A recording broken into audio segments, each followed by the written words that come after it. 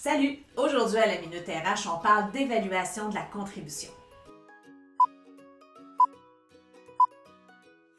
Quand j'aborde le sujet des évaluations de la contribution avec les organisations, bien souvent, ce que je ressens, c'est que les gestionnaires, les organisations trouvent que les évaluations de la contribution, c'est un processus qui est lourd, qui est exigeant, qui est prenant.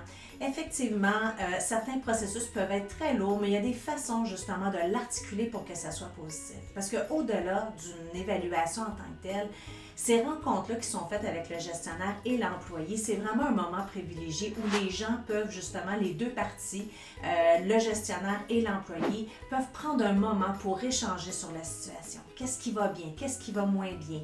Est-ce qu'on est toujours en lien avec nos objectifs de cette année? Est-ce qu'il y a des besoins de formation, de développement qui sont nécessaires?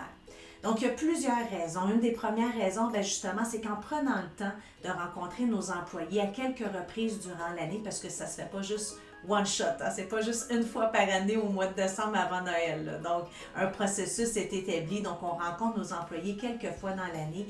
Et puis, c'est une forme de reconnaissance, puis ça peut susciter de la motivation chez les employés. On prend le temps de s'asseoir avec eux, on prend le temps de se préparer aussi, donc c'est quelque chose qui peut être très valorisant pour les employés. C'est aussi une forme de développement continu, donc là, durant les rencontres d'évaluation, on peut voir justement qu'est-ce qui va bien, qu'est-ce qui va moins bien, est-ce que la personne a besoin de formation, de ressources, d'aide, donc c'est vraiment du développement en continu. Aussi, ça permet aux gestionnaires de clarifier les attentes. Je l'ai dit dans plusieurs capsules, c'est important d'adresser, de dire les choses, les évaluations annuelles ou les évaluations de la contribution, mais c'est le moment pour clarifier les attentes comme gestionnaire, puis s'assurer que ce soit bien compris de part et d'autre et que l'employé puisse lui aussi poser des questions, s'assurer qu'il a bien compris. Et le troisième, ça peut même être un aspect possible pour réduire les conflits au travail ou les malentendus.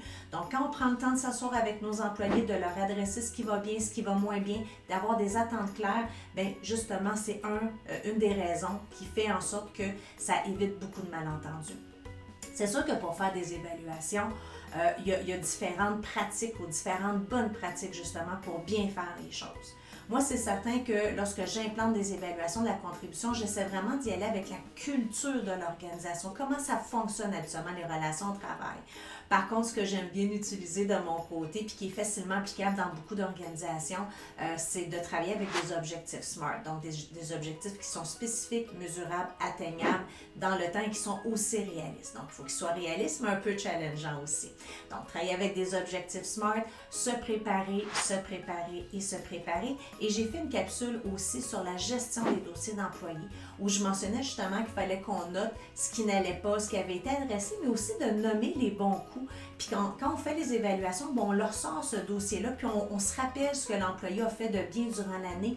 Donc, si on a bien fait notre travail, si on s'est bien organisé, ça va être simple pour nous de nous préparer pour faire les évaluations de la contribution.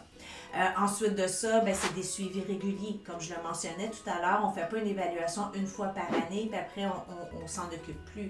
Donc, idéalement, c'est de mettre en place les objectifs SMART en début d'année et de faire 2 ou 3 autres rencontres durant l'année. C'est des rencontres qui peuvent durer 30 minutes, 45 minutes. Donc, c'est pas des heures et des heures de rencontres, mais bien entendu, il faut se planifier.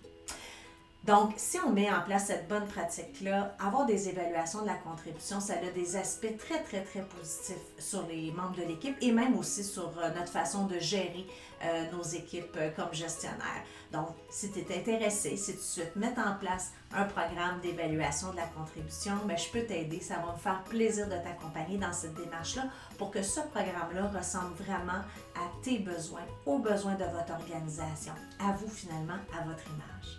Donc, mon nom est Nancy Boudreau, je suis consultante en ressources humaines et si tu as besoin d'accompagnement, n'hésite pas à cliquer juste ici, prendre un rendez-vous avec moi, ça va me faire plaisir. À bientôt!